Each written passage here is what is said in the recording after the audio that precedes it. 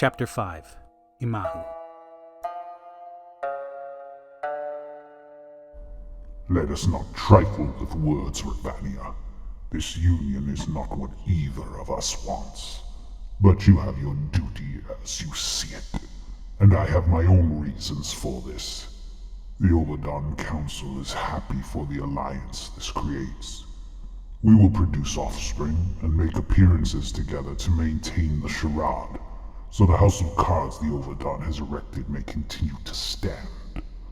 But, well, I will endeavor to treat you with the respect I feel you deserve. To me, an olden soul of ancient renown, you are but another piece in my collection of priceless trinkets. Wrangle Gola to Ravania prior to their arranged marriage.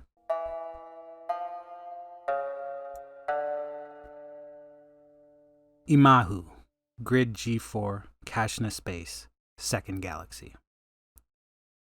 The deep purple and red sky seemed to increase in vibrancy as the red sun sank even lower on the shattered planetary horizon. As if blood had been poured over the top of the planet, the red seemed to flow down toward the endless, surrounding sky. The woman stood with her partner, looking out at the destruction that was laid out before them. The world they stood on was not theirs, but the woman had come to know it, and even love it, in her long lifetime. Now, cities and forests burned, and billions of people were dead. Their bodies were left on the planet to decay and rot. The smell of it was almost intolerable. The Kroom Empire had attacked this world, like they'd attacked so many others. They'd slaughtered the people, taken what they'd wanted, spread their scourge, and then moved on. The woman was a mystic, but even with her mastery of magic, and the addition of her Zayan warrior abilities, she saw no way of stopping the scourge that was taking Kashna Space. The Kroom Empire was the worst enemy any of them had ever faced. The Gelf woman was dressed in a hooded black cloak that was painting her fair and beautiful features with shadow. Wind tugged at the hood as it carried a foul stench across Viri and her companion Rolv as they stood on a rocky ridge gazing across the never-ending destruction. The Gelfs were a willowy people, though dense and muscular. They had 3 fingers and a thumb on each hand, and squirrel-like ears stuck out the side of their heads. Their hair was long and silky. Viri's hair was white blonde, and Rolv's hair was blonde streaked with black.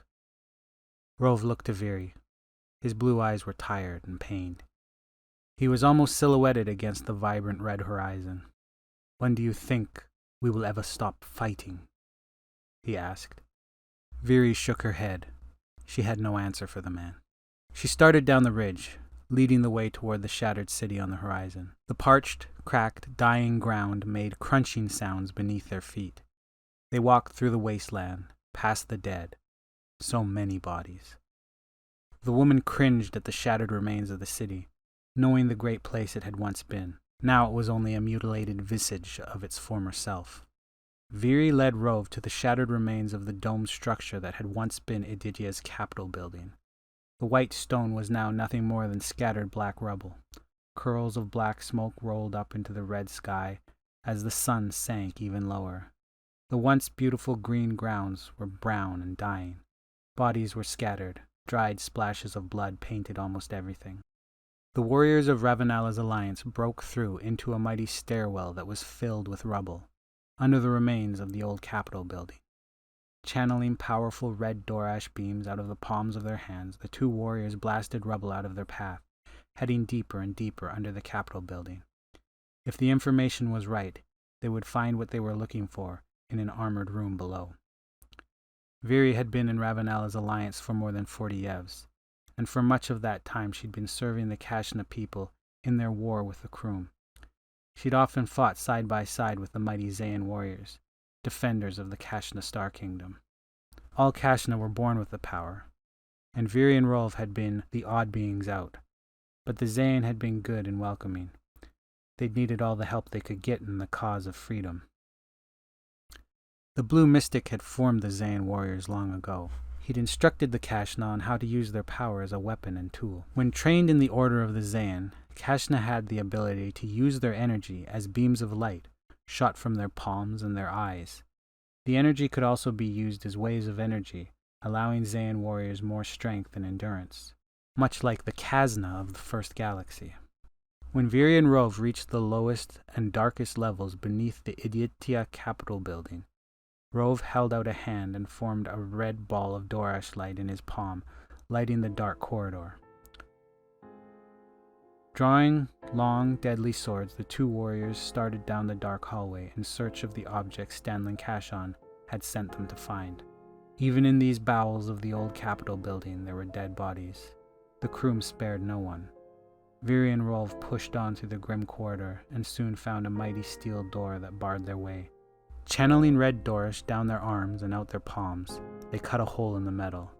Then they stepped into the dark room beyond. A towering dark shape standing back in the deepest shadows of the corridor, unseen by Ravenala's agents, watched the two willowy enemies slip into the underground chamber. A cruel smile bent on blubbery gray lips. Then the creature slipped silently forward, following the doomed ones into the vault, keeping to the shadows, keeping out of sight. Just a little longer. Just a little longer and he would have the treasure. They would be dead, and everything would change.